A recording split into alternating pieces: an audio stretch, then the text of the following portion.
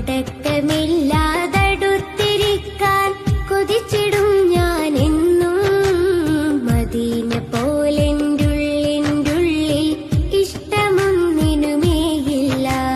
മടക്കമില്ലാതടുത്തിരിക്കാൻ കൊതിച്ചിടും ഞാൻ എന്നും Medina പോലെന്റുള്ളിൽ ഇഷ്ടമൊന്നിനുമേയില്ല. Mecca Medina മഹത്വമതേറി മുത്തനബിയാൽ സുന്ദരമായി മണിക്കൊട്ടാരമതായി മുത്തിൻ മദീന സ്വർഗമതായി.